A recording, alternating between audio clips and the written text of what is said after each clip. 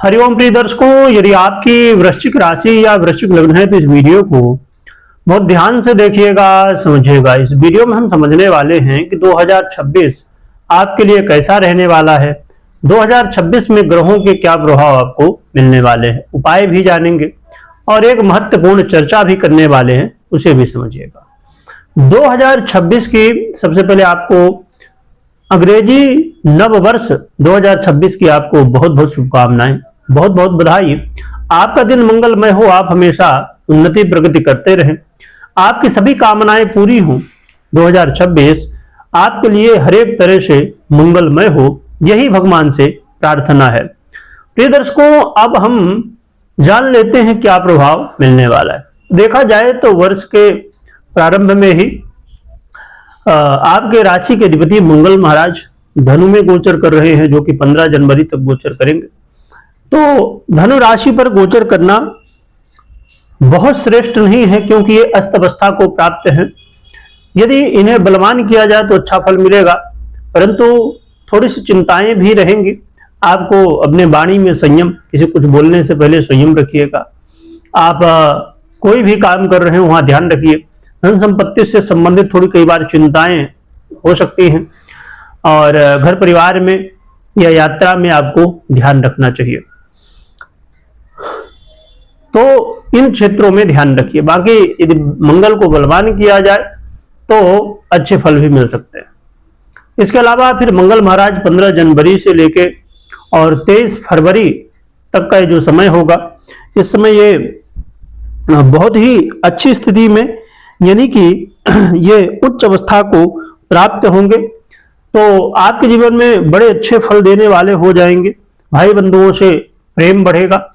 यदि किसी इंटरव्यू वगैरह में आप भाग ले रहे होंगे, इंटरव्यू दे रहे होंगे, इसमें आपको सफलताएं, खेल से संबंधित कोई, क्रिएटिविटी से रिलेटेड कोई आपका काम है, सोशल मीडिया से जुड़े हुए हैं, क्रिएटर हैं, तो आपको यहाँ पर सफलताएं मिलेंगी, लाभ देखने को मिलेगा, समय का साथ मिलेगा, जिससे कई क्षेत्रों में सफलताएं और पिता के साथ भी रिश्तों में सुधार की स्थितियां देखने को मिलेंगी।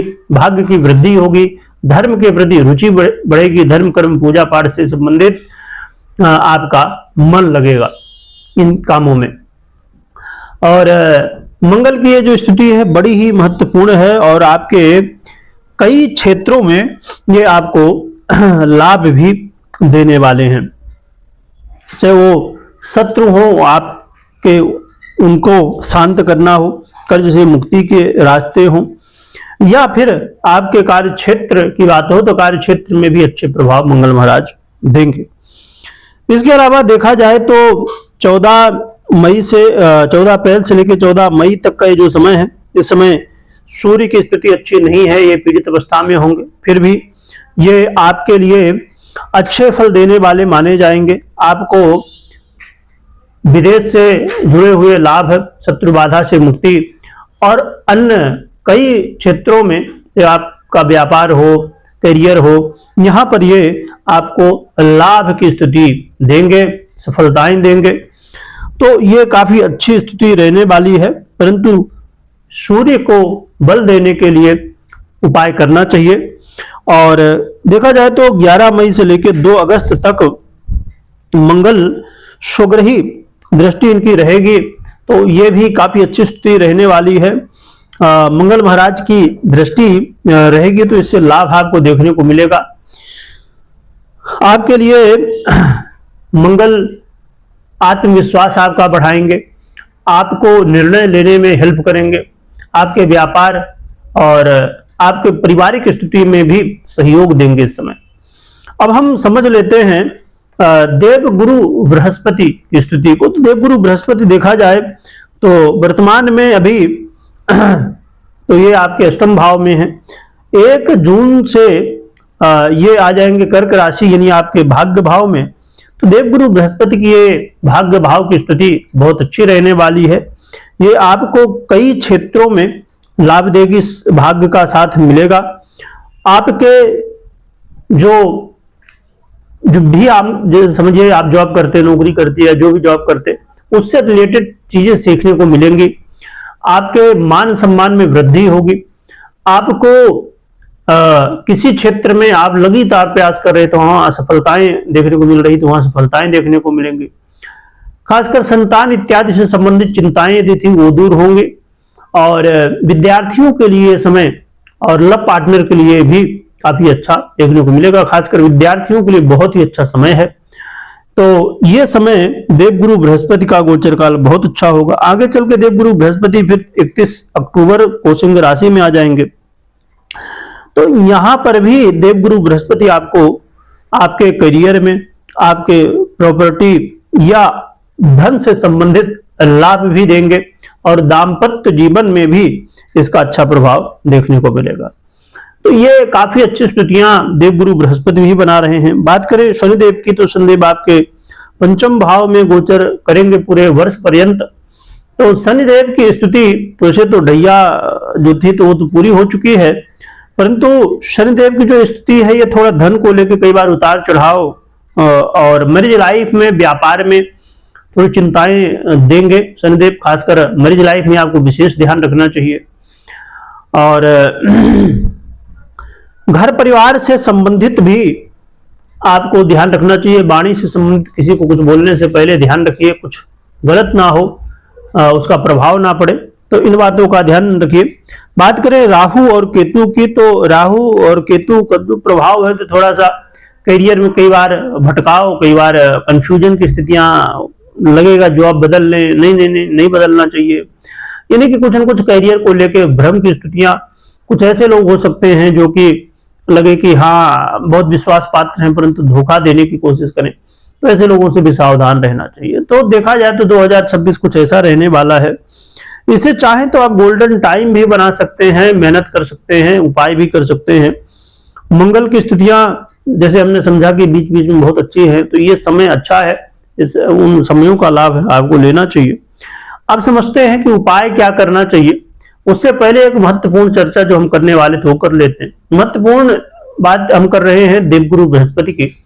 देवगुरु बृहस्पति आप जानते हैं कि अतिचारी अवस्था को प्राप्त है 2025 से 2032 तक के लिए। तो ये जो समय है देखा जाए तो इससे पहले जब देवगुरु बृहस्पति अतिचारी अवस्था को प्राप्त हुए जब तो इनके प्रभाव अच्छे नहीं थे। ये समय भी बहुत अच्छा नहीं कहा जाएगा।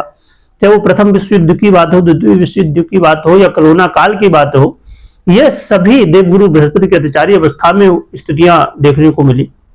इसलिए हमें सतर्क रहने की, सावधान रहने की आवश्यकता है। 2025 से लेकर 32 तक ये अतिचारी अवस्था को प्राप्त हैं। 2025 में भी कुछ घटनाएं घटी, आपने देखा, दुखद थी। तो हमें वर्ष फल, मासिक राशि फलों या अन्य ग्रह स्थितियां वो सब देखना ही है, पर देवगुरु बृहस्पति की स्थिति के लिए तैयार रहना है। हर एक स्थिति परिस्थिति से लड़ने के लिए हमें तैयार रहना चाहिए। और जीवन में देखिए धन बहुत महत्वपूर्ण होता है और आप जानते हैं कि देवगुरु बृहस्पति भी धन का आधिपत्य रखते हैं। तो धन सब कुछ नहीं है परंतु बहुत कुछ है। इसलिए चाहे वो फाइनेंशियली हो, चाहे स्पिरिचुअली हो, या जिस तरह भी हर एक स्थिति परिस्थिति से हमें मजबूत रहना चाहिए, तैयार रहना चाहिए कि हम अपने जीवन में यदि समस्याएं हैं तो उससे कैसे बाहर निकल पाएंगे। बाकी यदि आप लोग के कमेंट आएंगे 2026 की तो हम बात कर रहे हैं, पर अब इससे अलग से देवगुरु बृहस्पति के इस अवस्था की चर्चा हम करेंगे यदि आप लोग कमेंट आते हैं तो। अब हम उपाय जान लेते हैं। उपाय में हनुमान जी की आराधना करिए, हनुमान चालीसा का पाठ करिए। हनुमान जी की जैसे भी आप आराधना कर सकते हैं तो करिए। गौ माता की सेवा करिए, गौ माता को रोटी खिलाइए, साथ में गुड़ खिला सकते हैं, है ना। और जैसे भी आपके लिए संभव हो गौ माता की सेवा करिए, चारा खिलाइए या जो भी संभव हो आपके लिए, तो ये उपाय आप कर सकते हैं। अब कुछ लोग आउट ऑफ इंडिया रहते हैं, भारत के बाहर रहते हैं और देखते हैं, तो वहाँ कई जगह गौ माता या देखा जाए तो बहुत सारे ऐसे देश हैं जहाँ पर गौ माता जल्दी अवेलेबल नहीं होती हैं।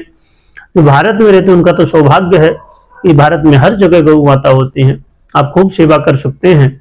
परंतु जो बाहर रहते हैं उनके लिए फिर क्या करना चाहिए। तो फिर ऐसी स्थिति में आप क्या कर सकते हैं कि आज के समय में आप जानते ही हैं बहुत सारे गौशाला है, तो गौशाला में आप गौ माता की सेवा कर सकते हैं, उनके निमित्त कुछ दान पुण्य कर सकते हैं, या फिर जैसे आप गांव आते हैं बीच बीच, तो कोई आपके जान पहचान में हो, उनसे आप बात कर सकते हैं, आप गौ सेवा करना चाहते हैं तो कुछ हेल्प कर दें, या जैसा भी आपको ऐसा लगे तो ऐसा रास्ता निकाल सकते हैं।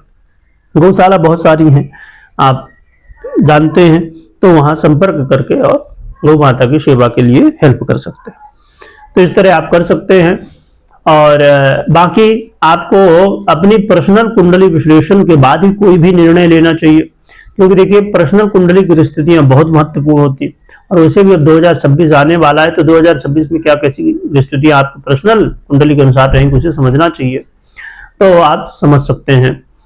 और कभी कोई निर्णय लेना हो तो हमेशा ध्यान रखिए कि क्या आपने जो ये गोचर का फल सुना, गोचर तो है, गोचर समझिए ऐसे है कि दो पहिया वाहन, उसका एक पहिया है गोचर, एक पहिया है पर्सनल कुंडली, तो दोनों को समझना आवश्यक है। तो हनुमान जी का खूब स्मरण करिए, गौ माता की सेवा करिए, हनुमान जी की सेवा करिए, खूब स्मरण करिए, जयकारा लगाइएगा। वीडियो देखने के लिए बहुत बहुत धन्यवाद।